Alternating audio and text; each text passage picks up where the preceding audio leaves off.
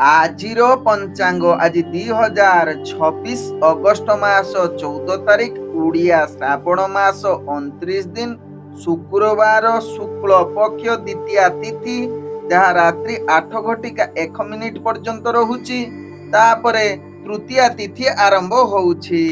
ଆଜି ମଘା ନକ୍ଷତ୍ର ଯାହା ପ୍ରାପ୍ତ 6 ଘଟିକା 8 ମିନିଟ ପର୍ଯ୍ୟନ୍ତ ରହୁଛି। ତାପରେ ପୂର୍ବ ଫାଲ୍ଗୁନୀ ନକ୍ଷତ୍ର ଆରମ୍ଭ ହଉଛି।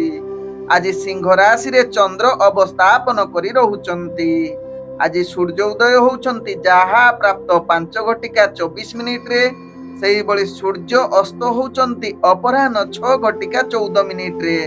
ଆଜି ଯୁଗ୍ନି ରହିଛି ଉତ୍ତର ଦିଗେ ରାତ୍ରି 8 ଘଟିକା 1 ପରେ ଯୁଗ୍ନି ଅଗ୍ନି କୋଣରେ ରହିବ। ଆଜି ଘାତ ଚନ୍ଦ୍ର ରହିଛି ଯାହାକି କର୍କଟ ରାଶି ବ୍ୟକ୍ତି ଏବଂ ମକର ରାଶି ବ୍ୟକ୍ତିଙ୍କର। ଆଜି ଘାତ ବାର ରହିଛି ବିଛା ରାଶି ବ୍ୟକ୍ତି, ଧନୁ ରାଶି ବ୍ୟକ୍ତି ଏବଂ ମୀନ ରାଶି ବ୍ୟକ୍ତିଙ୍କର। ଆଜି ମୃତ ବ୍ୟକ୍ତିର ରାତ୍ରି 8 ଘଟିକା 1 ମଧ୍ୟ ରହିଛି ଏକପାଦ ପୁଷ୍କର ଦୋଷ, ଫଳ ରହୁଛି ପଶୁହାନି। ଆଜି ଦ୍ୱିତୀୟାରେ ଶ୍ରାଦ୍ଧ, ନିଷିଦ୍ଧ ଖାଦ୍ୟ ରହିଛି ବୋଇତାଳୁ ତତ୍ସହିତ ପୁଟୁଳ ଭୋଜନ ନିଷେଧ ରହିଛି। ଆଜି ଶୁଭ କାର୍ଯ୍ୟ ଗୁଡିକ କରିପାରିବେ କଳା ସଙ୍ଗୀତ ଆରମ୍ଭ, ସୀମାନ୍ତୟନ, ନୌକା ଗଠନ, ଚାଳନା ଓ ଯାତ୍ରା, ତତ୍ସହିତ ଅନ୍ନପ୍ରସନ୍ନ, ଜଳାଶୟ ଆରମ୍ଭ, ହଳ ପ୍ରଭାବ, ବୀର୍ଯ୍ୟରୋପଣ, ବୃକ୍ଷରୋପଣ, ନବସଜ୍ଜା ଉପଭୋଗ, ସ୍ତ୍ରୀ ରତ୍ନ ଧାରଣ, କ୍ରିୟ ବାଣିଜ୍ୟ, ଆରୋଗ୍ୟ ସ୍ନାନ ଏବଂ ରାତ୍ରିରେ ଗର୍ଭଧାରଣ କରିପାରିବେ।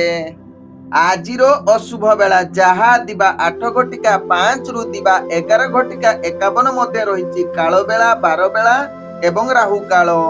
ସେହିଭଳି ରାତ୍ରି 8 ଘଟିକା 58 ରୁ ରାତ୍ରି 10 ଘଟିକା 23 ମଧ୍ୟ ରହିଛି କାଳ ରାତ୍ରି। ତେଣୁ ଏହି ଅଶୁଭ ସମୟରେ କୌଣସି ଶୁଭ କାର୍ଯ୍ୟ କରନ୍ତୁ ନାହିଁ।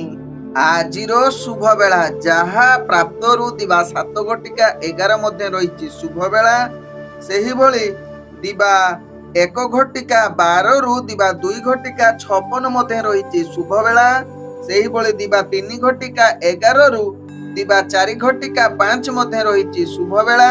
ସେହିଭଳି ରାତ୍ରି 6 ଘଟିକା 59 ରୁ ରାତ୍ରି 8 ଘଟିକା 46 ମଧ୍ୟ ରହିଛି ଶୁଭ ବେଳା। ସେହିଭଳି ରାତ୍ରି 11 ଘଟିକା 47 ରୁ ରାତ୍ରି 1 ଘଟିକା 27 ମଧ୍ୟ ରହିଛି ଶୁଭ ବେଳା। ସେହିଭଳି ରାତ୍ରି 3 ଘଟିକା 14 ରୁ ଶେଷ ରାତ୍ରି 5 ଘଟିକା 24 ମଧ୍ୟ ରହିଛି ଶୁଭ ବେଳା। ତେଣୁ ଏହି ସମୟରେ ଯେକୌଣସି ଶୁଭ କାର୍ଯ୍ୟ କରିପାରିବେ।